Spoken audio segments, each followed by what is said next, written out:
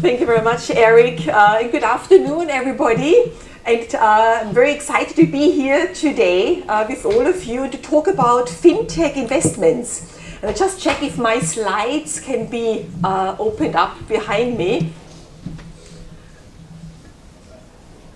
Here we are. Perfect. That's lovely. Thank you very much. Yes. So a little bit background. So I started my career as a consultant coming from Vienna to London. I think it was probably 25 years ago by now, and then I went to Morgan Stanley for 7 years and worked in London and Hong Kong. Then I joined Lloyds Bank, Deutsche Bank, and 10 years ago I launched Fintech Circle. And the idea behind Fintech Circle is as we've got 3 circles. Our inner circle is an investor network where we are 70 angel investors and we invest our own money in fintech startups. So that's our inner circle. Our outer circle is our global fintech community where we are about 250,000 fintech entrepreneurs, investors, lots of people across financial institutions who want to buy licensed technology, and anybody who is interested in the future of finance. And in addition to that, I started to enter the world of boardrooms, of listed companies. And it's always very much interesting to me how startups can become scale-ups and then can become suppliers and partners to those listed companies. And so today, when I talk about investment trends, I talk from a perspective of both being an angel investor, but equally being on the IPO of a board. We IPO'd last summer, so I can talk about that. Equally, we've got the expertise when we acquired a fintech company. We did almost like a corporate venture investment where we acquired a fintech company in the States. And then we also have been taken over at another company at SafeCharge 4 years ago before COVID, where a Canadian buyer took and bought the company for £700 million in cash. So I look at it from all angles, and I want to share with you today my honest opinion, what we see in the market in terms of fintech developments. So I spoke about Fintech Circle already. So these are a few of the companies we invested in. These are fintech startups which we invested in as an angel investor network. Those startups of you who want to raise funding, our next application deadline is the end of August. So you can apply, online at our website, and our investor meeting where all our investors come together and meet our startups actually is where we work in partnership with Chris Hill, whom I can see sitting here from Fox Williams. And we've got the presentation here where our investors come together then to decide which companies to invest in. In terms of exits, we had multiple exits already.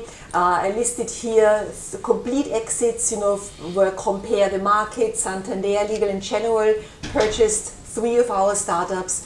On the right side, Cognizant, this is probably the superstar, in our portfolio, where we invested when the company was valued at about 2.5 million. And a year ago, they raised 80 million at a very high valuation, where we achieved almost more than 100x, as investors, which is very rarely the case. So really an incredible, successful company supporting B2B sales pipeline management. Yes, and these are our books.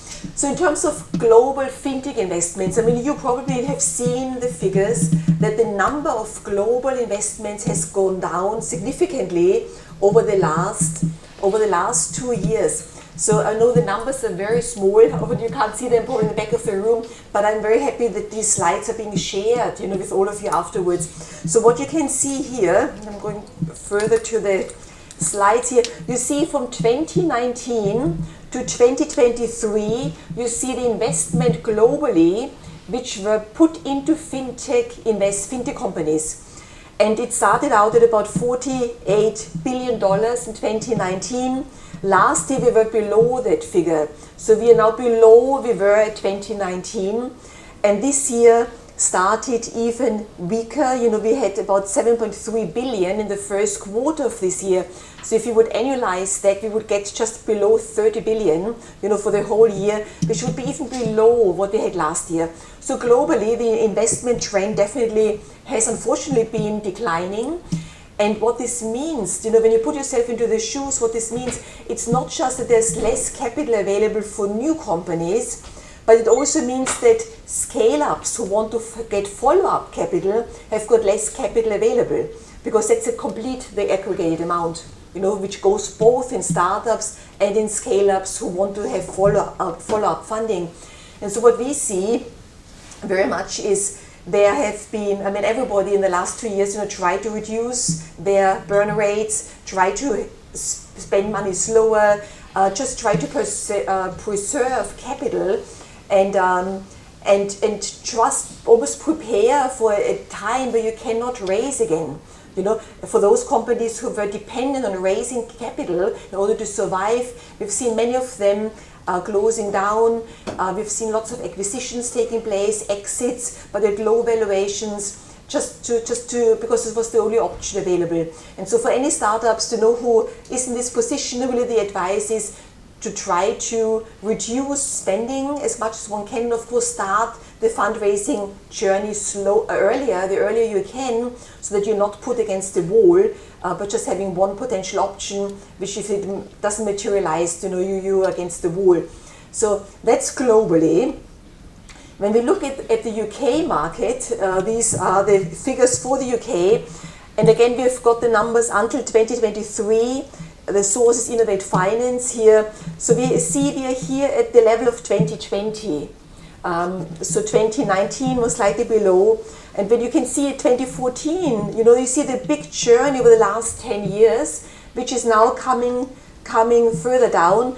But overall, even when you look at it where we started 10 years ago, it still has been, an increase, a very nice increase every year, but it doesn't feel like it, because we had these last 2 years, which was such a vibrant, investment environment, although it was COVID. So it's quite funny that although it was 2021, 2022 COVID, the investments started to flow still, and very, very, very much. But in terms of data, what's also very important is to look at, of course, which data you use when you analyze things. And one presentation from The Economist, which I found very interesting, compared the data in a different way. What they looked is not just at fintech data, but they looked at all types of investments, and they compared it as a percentage to GDP. And what they looked at is how do we compare as a nation versus other countries. And what they have seen is that when you look at a very long time horizon, so over 60 years, you can see here, so the UK is the red line, that the UK has been the lowest country in terms of investment compared to all the other markets. And the difference is just a few basis points. It's 5-6 basis points per year. But all of you know mathematics, so when you compound this over 60 years, the end result is enormous. And that's why we find now, no matter which party wins, all parties realize that the only way forward is growth. And we need to grow the economy, we need to grow our income in order to spend it on the public sector, for example, because that's the only way out, and it shows that we have not done that because we've underinvested in the country for the last 60 years in comparison to many other countries. So when we look at fintech specifically, the various themes which stand out here, and again going back 60 years, it was really interesting because 60 years ago, when we were all probably not alive yet, we had our first credit cards. It was Diners card, it was Amex. They launched the first credit cards.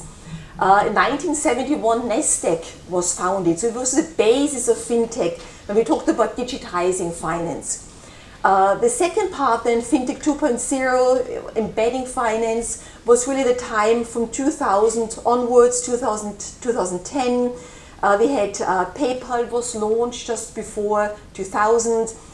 We had lots of growth, with Stripe and Square being founded in 2009.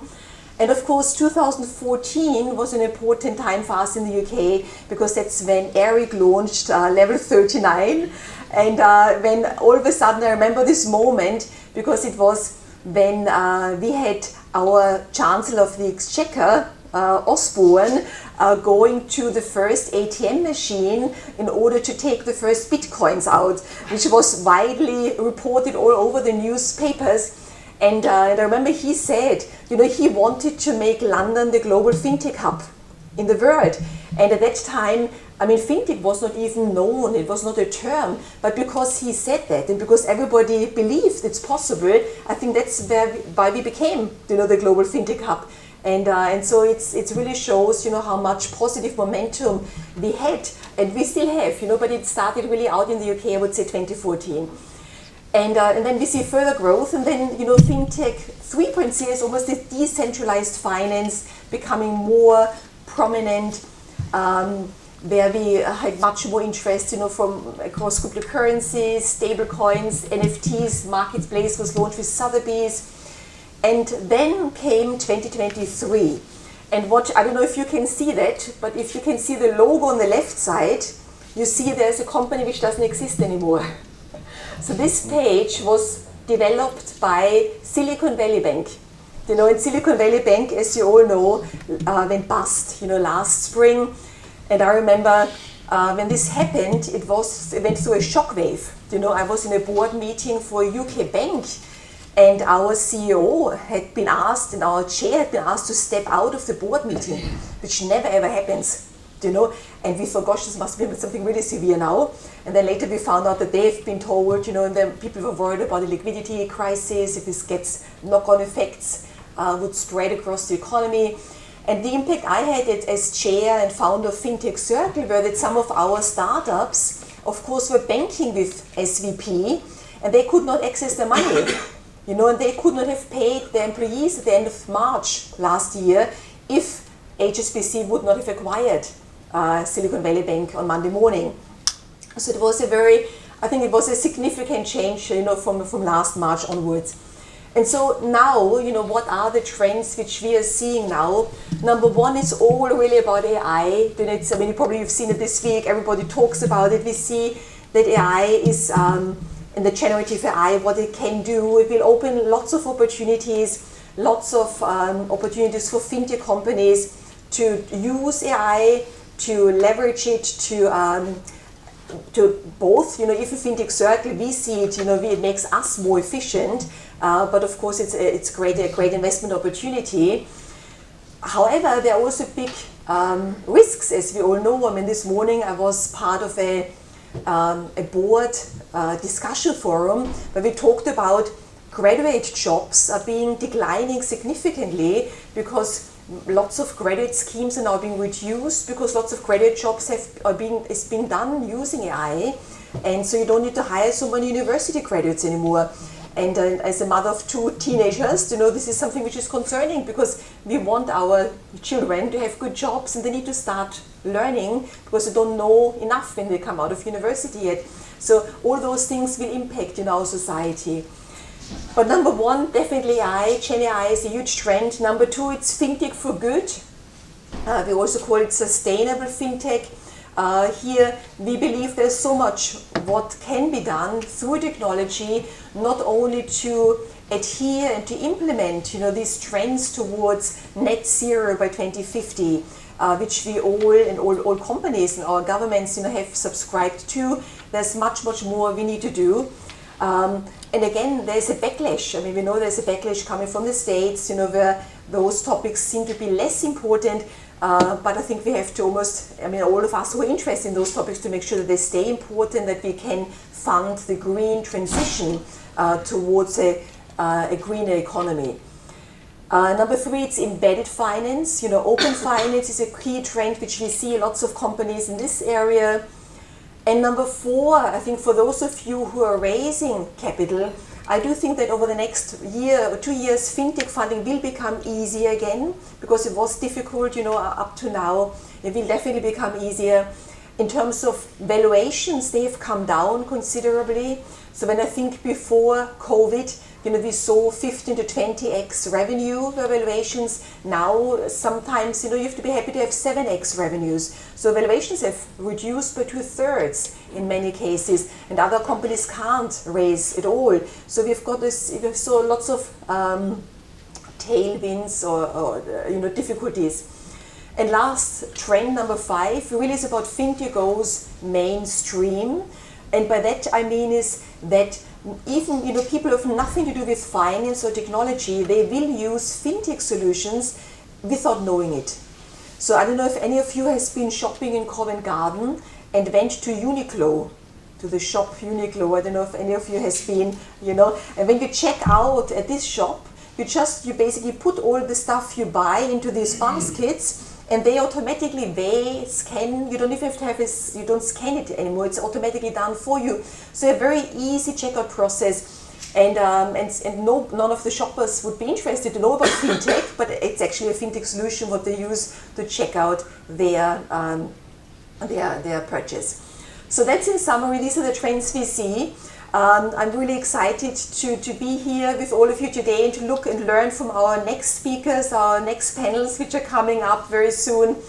And for those who would like to join Fintech Circle, I will give you a link later in a second. Just one thing I wanted to share is also KPMG's analysis, because they made also 5 key points. One is they really focused on M&A activity. They said one key thing which is going to happen more and more is more companies will be purchased at distressed valuations. So that's what we are expecting to see. They also agree on AI, enterprise solutions, believing in regulatory environment, is a big shift. An example is consumer duty. Anybody who works in financial services knows has been implemented since July last year. And of course, the consumer duty as a new law requires lots of data and assessment of vulnerability of customers, which Fintech companies, some of them can do very well. So it's another way where Fintech companies have a problem which is very significant to solve. And ESG, again, ESG and climate change opportunities. So Fintech Circle's membership, you can go online to Fintech Circle if you want to join. For those of you who want to raise capital, as I said, the application is also online. What we would need from you, we would need your investor deck to kind of upload an elevator pitch video if you don't know you yet personally. And then you can apply, and the deadline, as I said, is end of August for next cohort of investments. And that's myself. So this is my email address. So thanks very much for listening, and I'm very happy to stay here and be in touch and speak more.